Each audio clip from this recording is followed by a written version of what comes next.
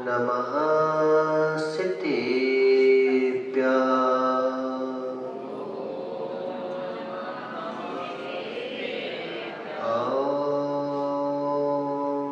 नमः सिद्धेभ्यः।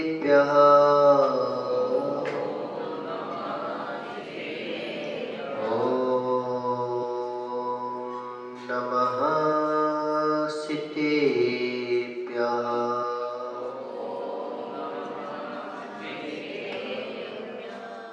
हृदस्थिघाति कर्माणां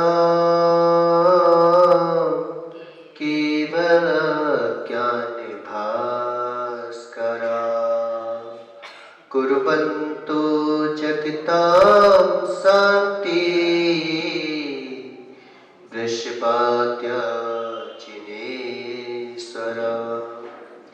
नमो अरिहन्ताणं नमो सिद्धाणं नमो आयर्याणं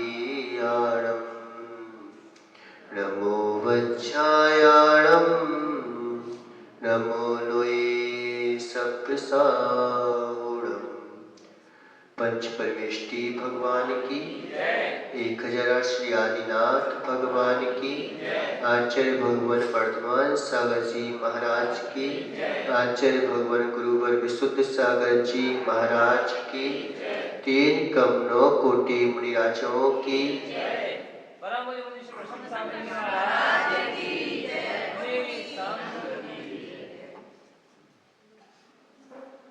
मनुष्यों, ये परम मांगलिक ग्रंथ सिंदूर प्रकरण है। इसमें संगति का असर बता रहे थे कि अगर तुम्हें अच्छी संगति मिल गई तो बुद्धि के समूह को प्राप्त कर सकते हो। रब्ध्वी बुद्धि समीहिते।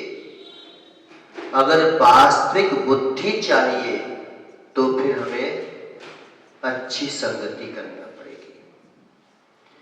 आपदा अपकर्तुम। अगर आपदाओं को दूर करने की इच्छा है तो फिर हमें संगति चाहिए।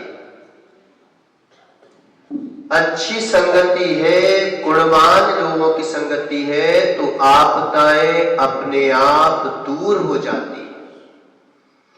लेकिन हम देखते हैं कि हम ये सोचते हैं कि आपदा तो यहां पे आ जाती है। क्या फायदा होता है भगवान के पास जाने से, गुरुओं के पास जाने से? बताया था ना कल।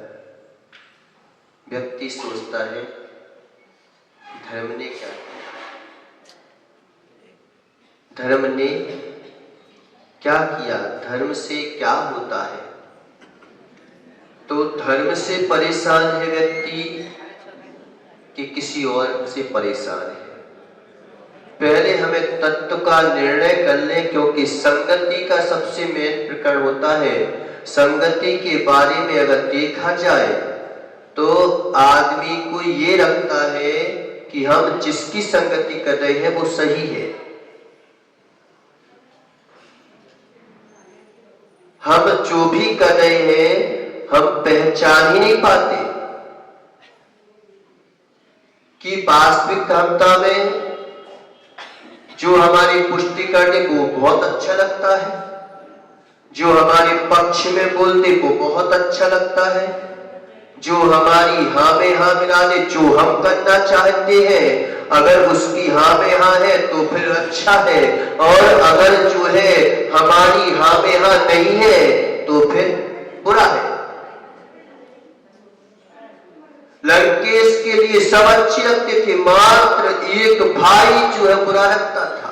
क्यों लगता था?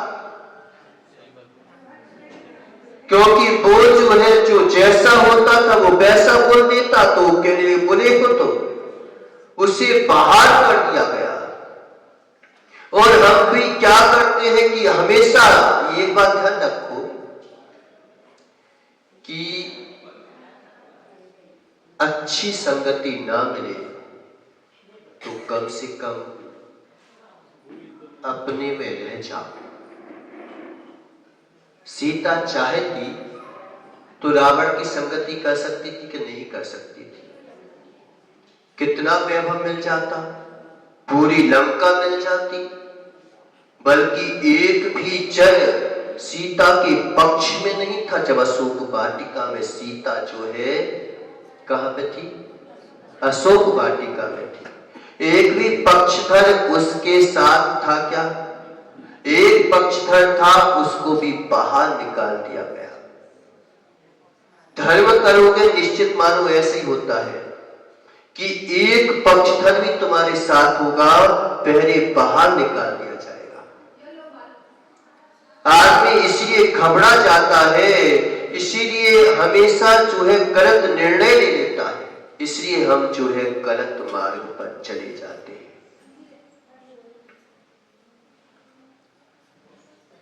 हम सोचते हैं कि सही मार्ग तो हमें समझ में आ नहीं रहा है, कम से कम गलत मार्ग पर ही चले जाते। धर्म से कुछ दिखाई तो देता नहीं है, कम से कम जो है हम अधर्म को कर लें। ये प्रश्न हर व्यक्ति के अंतरंग में आते हैं।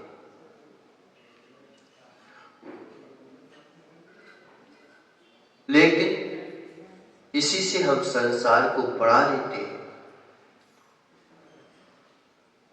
संसार हमेशा ये बोलता है, क्या बोलता है? कि सुख यहां नहीं, सुख वहां है। हर व्यक्ति ये देखता है पंडित जी कि सुख यहां नहीं है, सुख वहां है। जहां हम होते हैं वहां सुख दिखाई नहीं देता, जहां तुम होते हो वहां सुख दिखाई देता है। और होता क्या है कि हमारा सुख दूसरे में चाहता है, दूसरे का दुख हमारे पास आ जाता है।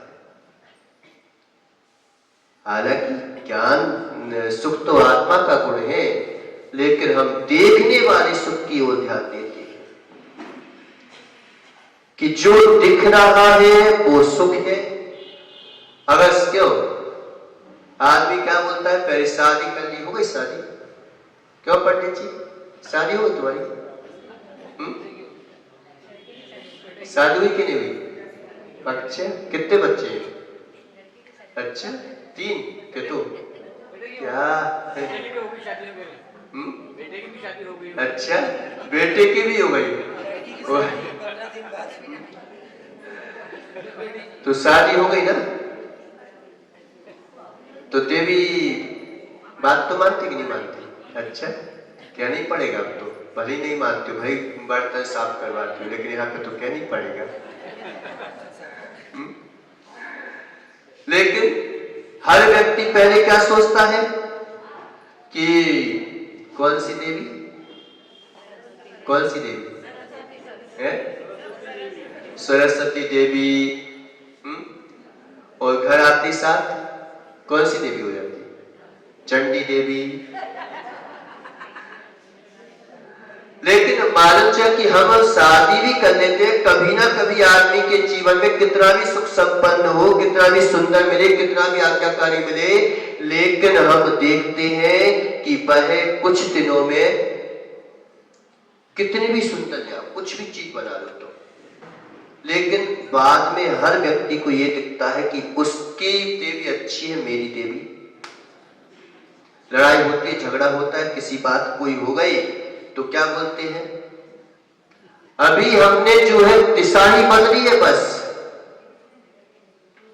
कि कोई भी बात हो जाती है तो हम क्या देखते हैं कि उसकी देवी अच्छी है, मेरी देवी खराब है। तू तो लड़ती रहती है, तू तो झगड़ती रहती है। अगर देवी में सुख होता तो एक ही बार में मिल जाता, एक ही में मिल जाता, फिर दूसरी को क्यों देखो? कम से कम सदा संतोष व्रत पालन कर लिया करो।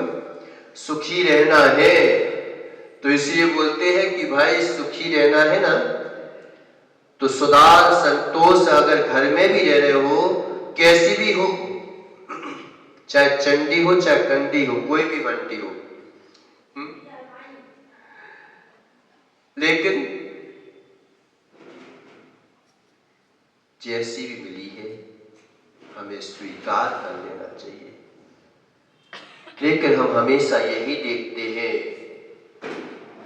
कि सुख यहां नहीं, सुख वहां है। हर व्यक्ति आज रोड में लगा हुआ है, क्यों? क्योंकि उसके पास टीवी है, तो मेरे पास टीवी चाहिए। उसके पास ये है तो मुझे वह चाहिए। हमने निष्प्रही लोगों की संगति की क्या? वहां पर तो कुछ दिखता ही नहीं महाराज जी, भगवान के पास तो कुछ दिखता ही नहीं है। इसी संसार में भगवान का भी वैभव दिखाना पड़ता है। सीता जो है एक भी पक्षधर नहीं था वहां पर, था क्या? एक पक्षधर था, वो भी निकाल दिया गया।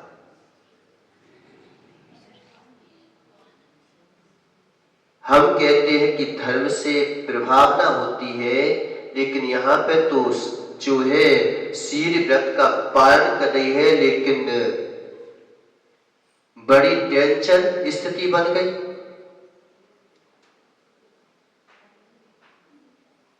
अगर तुम्हें,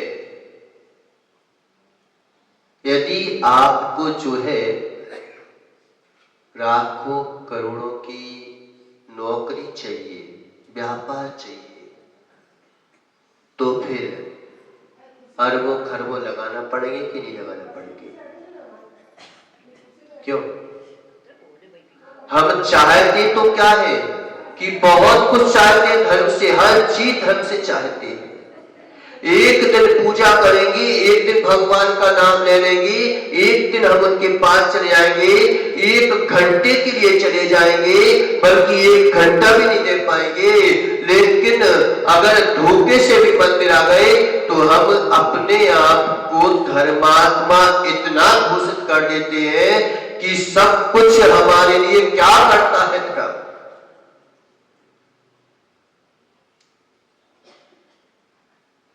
इस बात को हम तुरंत बोल पड़ते हैं। लेकिन अगर धर्म से तुम्हें कुछ मिल गया तो समझ लो अब गड़बड़ है, कुछ जल्दी मिल गया तो। अगर तुम्हें धर्म से तुमने झूठ बोला और धर्म से वह सच साबित हो गया तो समझ लो तुम गड़बड़ हो। अब तुम्हें धर्म जो है अधर्म की ओर ले जा रहा है, उल्टा दिखेगा। लेकिन सही है ये कि तुरंत अगर तुम्हें कोई चीज की इच्छा की पूर्ति हो गई और पूर्ति हो गई और समझ लो कि तुम्हारा कुछ एकदम रोग ठीक हो गया, इसका मतलब अभी जड़ से नहीं मिटा है। आजकल दवाइयां चलती ना, तुरंत फटाफट मालूम चला कि तुरंत आराम मिल जाएगा, लेकिन तुम्हारी बीमारी अभी जड़ से नहीं गई है।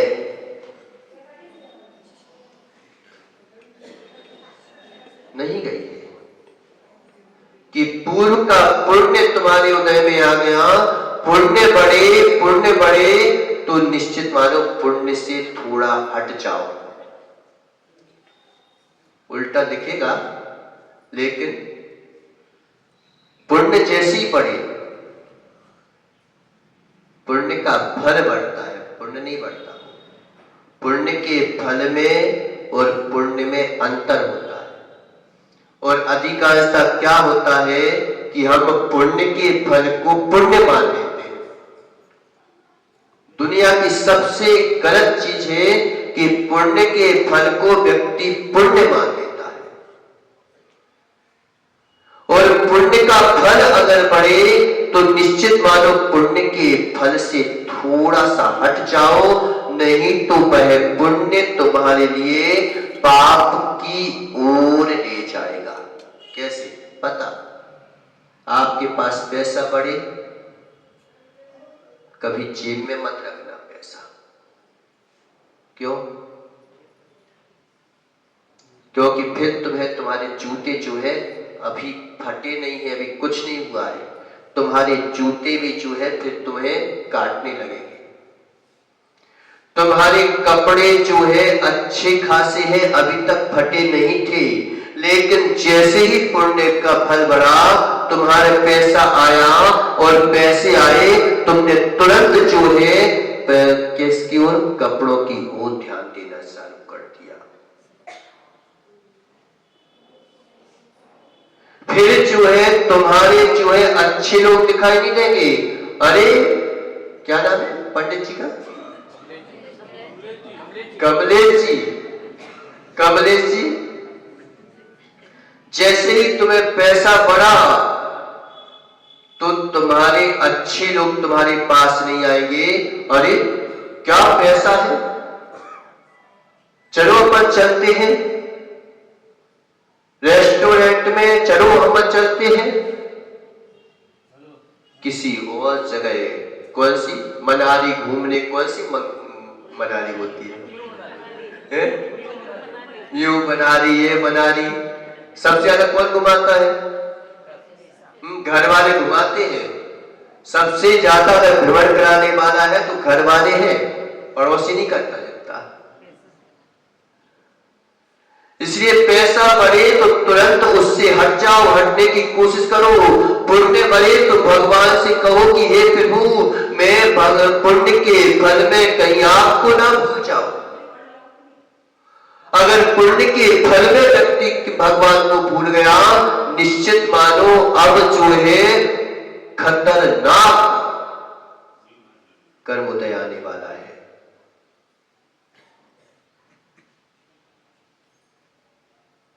आदमी हमेशा जो है पैसा बढ़ता है, सबसे पहले भगवान को छोड़ता है।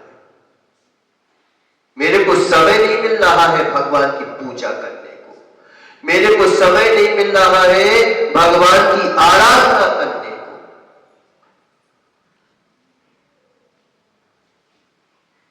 क्यों नहीं मिल रहा है? क्यों नहीं मिल रहा है?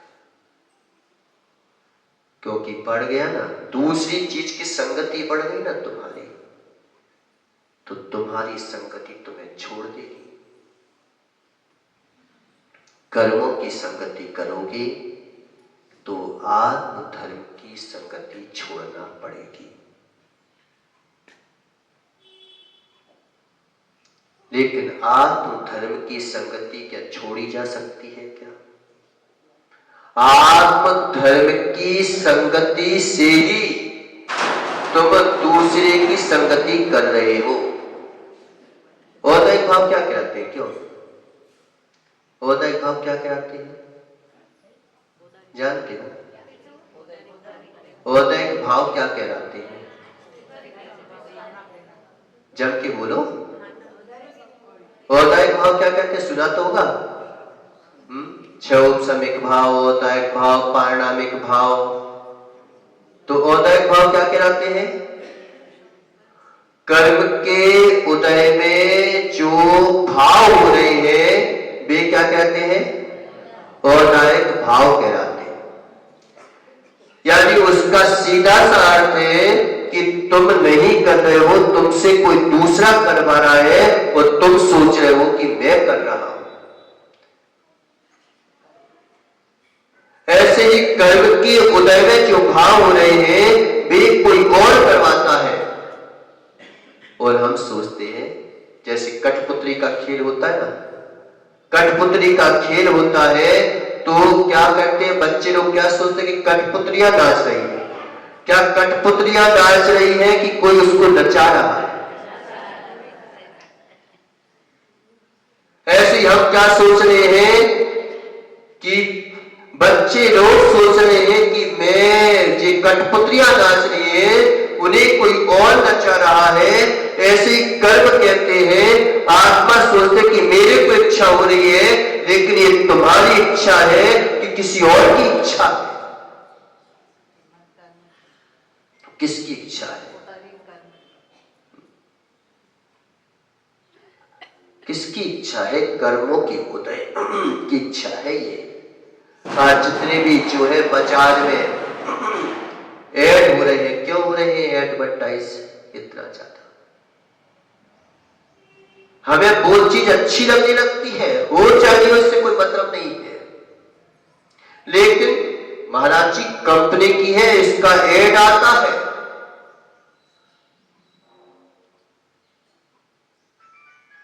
ऐड आता है इसका, ये कंपनी की चीज है, हमने ऐड को कंपनी की चीज बना दी, अब वो कैसी भी हो पता नहीं है। आज हम सामने सामने रुकने को तैयार है कि एक जो है कपड़ा साधारण दुकान पर बिक रहा है, लेकिन हम जो है सामने वाले जो है शोरूम में जाएंगे, तुम्हें पता नहीं है क्या कि वो कपड़ा जो है वहां पर कितने का मिलेगा, लेकिन माल कसाई ने धक्का मारा और तुमने सोचा कि वहां पे अच्छा कपड़ा मिलता है, यहां पे नहीं मिलता।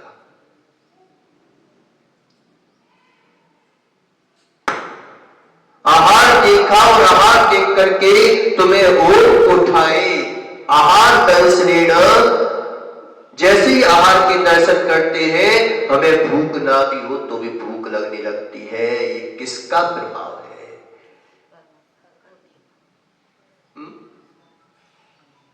कर्म का प्रभाव है। असाता वेदने कर्म को हम स्वयं बढ़ावा देते हैं। कहते जरूर है कि महाराज असाता आ रही है, लेकिन कई कर्मों को हम स्वयं बुलाया है। हमने जाने अनजाने में हम कैसे बुला लेते हैं पता नहीं चलता। जान बूझ के उन चित्रों को देखते हैं और चित्रों को देख करके पहले चित्त को देखते हैं, फिर चित्त भ्रमित होता है, फिर आदमी चालित से भ्रष्ट हो जाता है जान बूझ करके। होता है कि नहीं होता? हमने आपदाओं को स्वयं ही बुलाया है। देखते हैं हम ऐसा सोचते हैं कि इससे कोई आपत्ति नहीं है, तो सुविधा है, वह सुविधा ही हमारी दुविधा बन जाती है। निश्चित मानो धर्म के प्रभाव से चक्रवर्ती का वैभव भी मिल सकता है, मिलता ही है, लेकिन हम तो कहते हैं कि भगवान की पूजा करते कोई नहीं मिलता। हाँ, नहीं मिलेगा तुम्हें, ये भी सही है।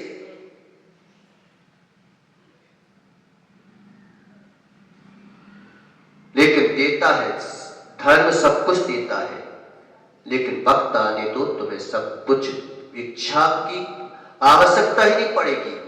क्यों मानता हूं? आपका छोटा सा बेटा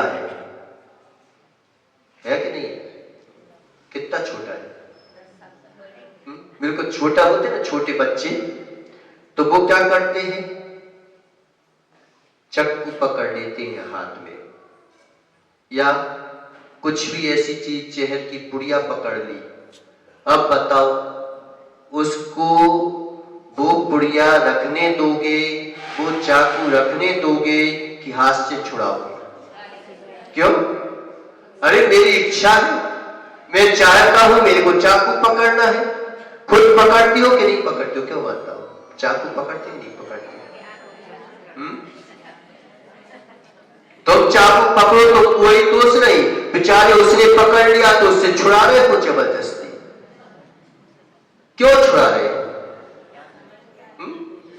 बड़ी जिद है कि हम करें तो कोई बात नहीं, वो करे तो कई बार करे थे ना कि भगवान मेरे साथ वो परीक्षा ले रहा, उसके साथ नहीं लेता है। उसकी परीक्षा क्यों ले? हम तेरे को उठाना चाहते हैं तो उसकी परीक्षा क्यों ले हम? जब तुम्हें आवश्यकता होगी, क्यों माता हो, जब आवश्यकता होती है तो तुम उस उसी चाकू को पकड़ते हो और उसी चाकू से सब्जियां बनाते हो, लेकिन आपका बेटा वही चाकू पकड़ता है तो फिर क्यों छुड़ाते हो?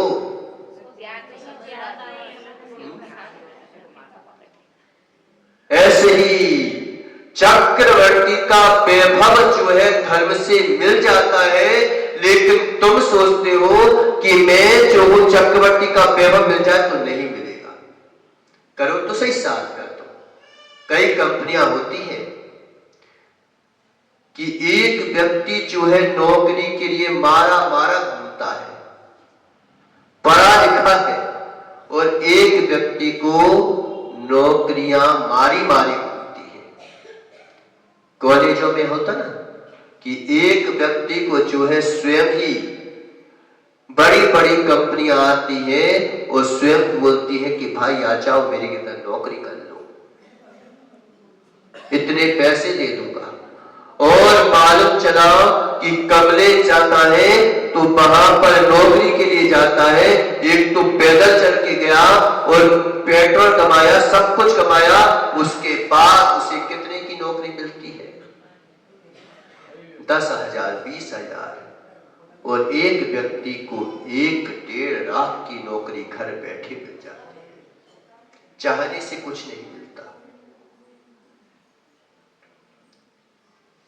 अगर तुम्हें परमात्मा जैसी शक्ति चाहिए, परमात्मा जैसा वैभव चाहिए, परमात्मा जैसा ज्ञान चाहिए कि तुम्हारे ज्ञान में पूरा लोक झलके, तो फिर परमात्मा जैसी परीक्षा भी देना पड़ेगी।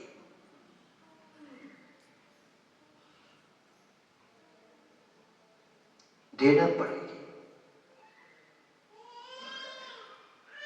हम चाहते तो बहुत कुछ है, लेकिन परीक्षा नहीं देना चाहते। क्यों? कई लोग जो है नियम वगैरह की बात करो तो क्या बोलते हैं, महाराज जी पल नहीं पाएगा, महाराज जी ऐसा हो जाएगा। एक बात बताओ, आप अपने बेटे को ऐसे स्कूल में डालना पसंद करोगे जहां परीक्षा ना होती हो? क्यों? ऐसे स्कूल में डालना पसंद करो कि जहां अच्छा है, क्या टेंशन, बेचारे बेटे को भी टेंशन, माता को भी टेंशन। ऐसे स्कूल में डाल दो जहां पे ना पेपर होते हो, ना कोई एग्जाम होता हो, ना कुछ होता हो। लेकिन हम धर्म के मामले में इतने विचार क्यों करते हैं?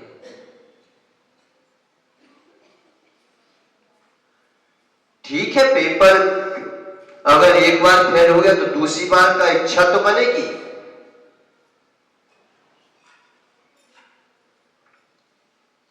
आपत्ति आती नहीं है, आपत्ति दूर हो जाती है धर्म के माध्यम से।